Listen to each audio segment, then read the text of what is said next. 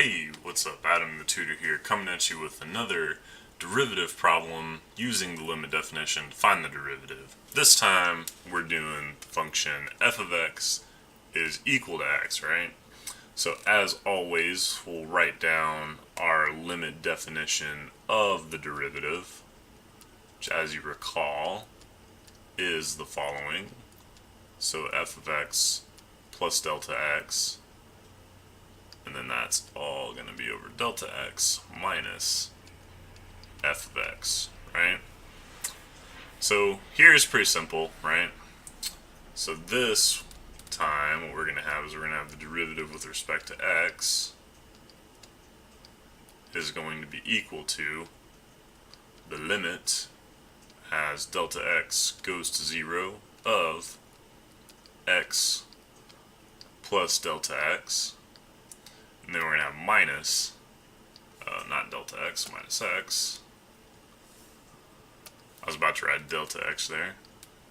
X, and then over delta x, right?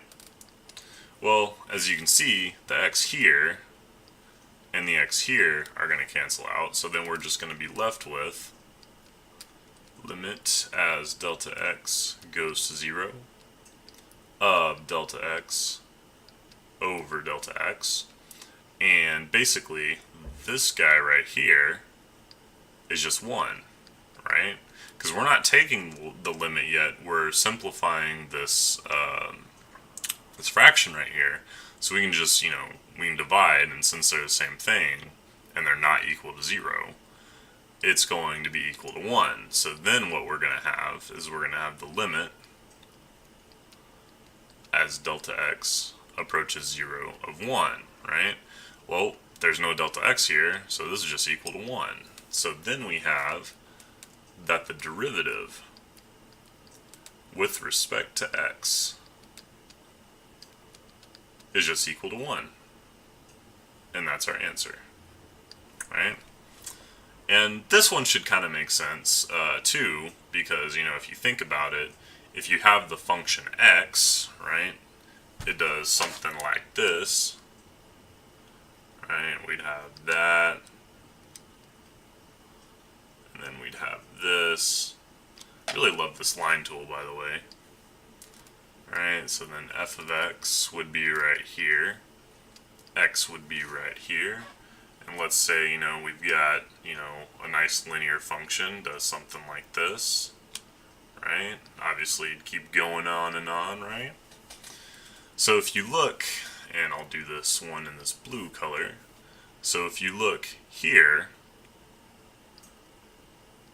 and here, really should use that line tool for that. There we go. Maybe that looks a little bit better. There we go.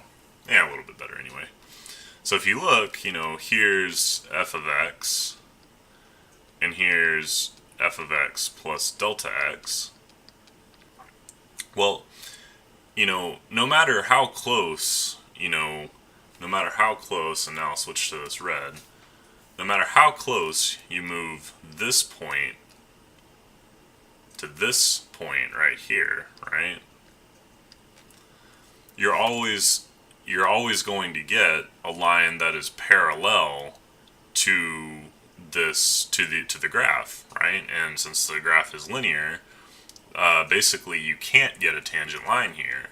So, it kind of makes sense then that the derivative would just be this constant, right? So, here the tangent line, so to speak, it's not really a tangent line, but the tangent line here has the same value as the tangent line here. And if you recall from, the video that I did on the idea behind the derivative, ultimately the derivative at any point is the tangent slope to a curve, right? And if that slope is the same at each point along the graph, then the derivative must be constant, right? 1, and it would depend on any coefficients here.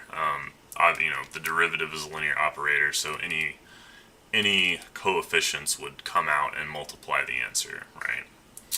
So that's going to do it for this one. If you have any questions or anything like that, as always, just drop them in the comment section below. I'll be more than happy to address those. And, well, as always, thank you for watching, and I will see you in the next video.